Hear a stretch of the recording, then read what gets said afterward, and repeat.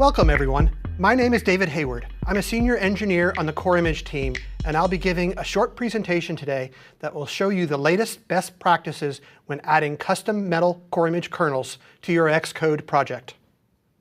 In this presentation, I will discuss the general benefits of writing custom CI kernels in Metal. Next, I will introduce two recommended ways that the Metal CI kernels can be built. And then I will demonstrate step-by-step how to add these to your project.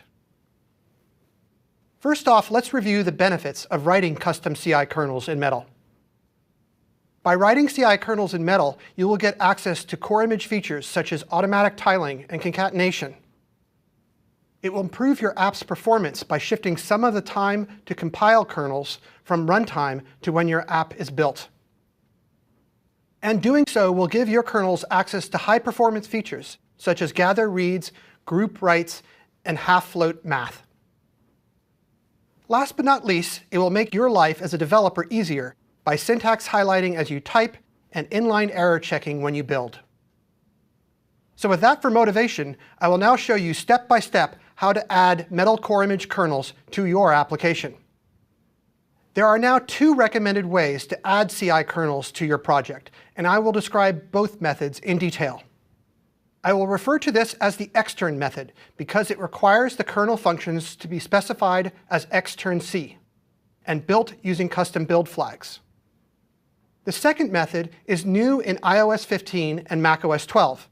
I will refer to this as the Stitchable method because it requires the kernel functions to be attributed as stitchable.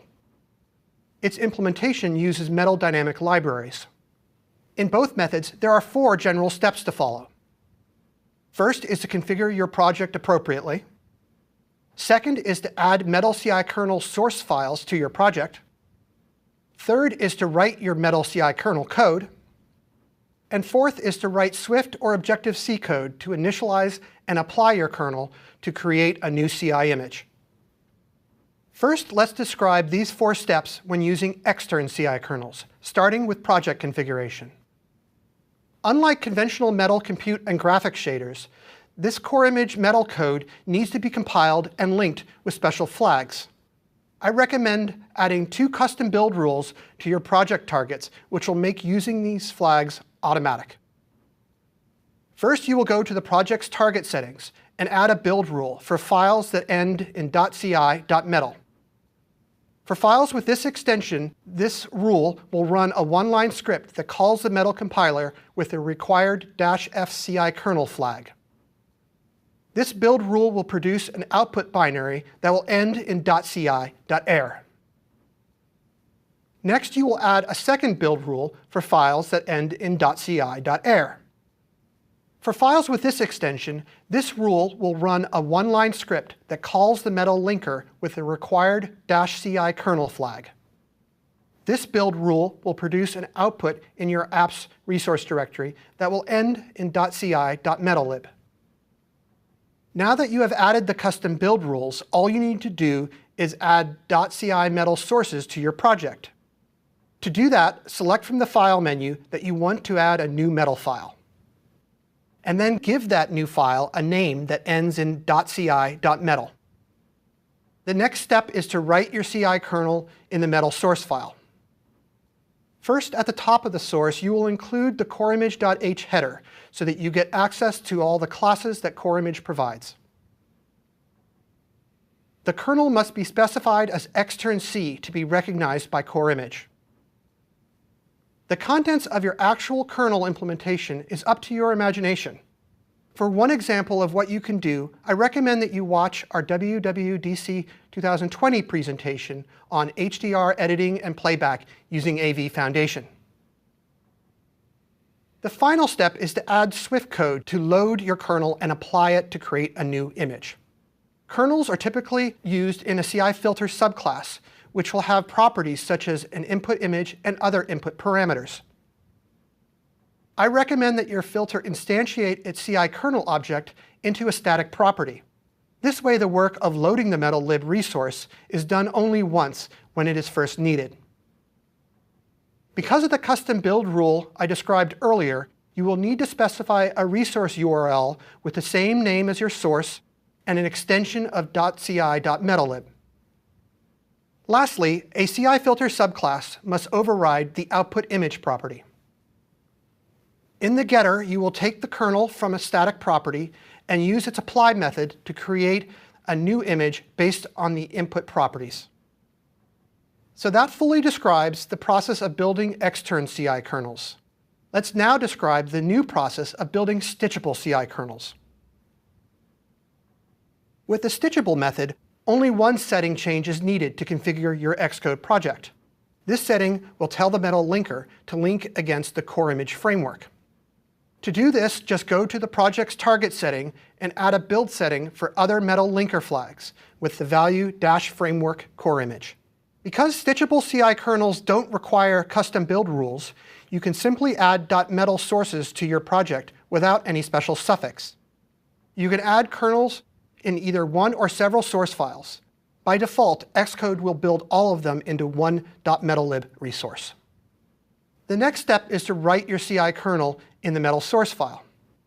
As before, you will include the coreimage.h header to get access to the core image classes. But with this method, the kernel must be attributed as stitchable to be recognized by core image. Once again, the final step is to add Swift code to load your kernel and apply it to create a new image. The only change with stitchable CI kernels is that you can simply load the resource with the standard name of default.metallib.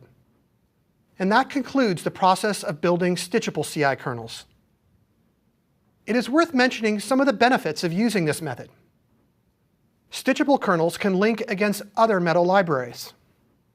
And they now support input parameters that are integer and unsigned integer vector types. Another niche benefit is that stitchable kernels can be compiled from source at runtime. Most applications should not use this feature because it will incur longer initial compile times. That said, there are some classes of applications that may benefit from this flexibility. There is one last topic to cover in this presentation. The Stitchable CI kernel implementation depends on two important metal features. The first is the new Metal Shader language version 2.4. Among other things, this version supports the stitchable attribute that causes the compiler to associate additional metadata with each function. The second is the Metal Dynamic Libraries feature that is used so that your kernels can link against the core image metal classes. For more details on these metal features, be sure to watch the Discover Compilation Workflows in Metal presentation. Be aware, though, that Metal Dynamic Libraries are only supported on some graphics devices, specifically iPhone and iPad with A11 and later, all Macs with Apple Silicon, and Intel Macs with AMD Navi and Vega GPUs. Your application should check the Metal Device property supports dynamic libraries before using stitchable CI kernels. So that concludes my step-by-step description of how to use the two recommended ways to add Metal CI kernels to your application. For each method, I have covered how to configure your project, write the kernel source, and initialize the kernel objects. I hope that this allows you to add great visual effects to your app's images and videos. Thank you, and enjoy the rest of WWDC 2021.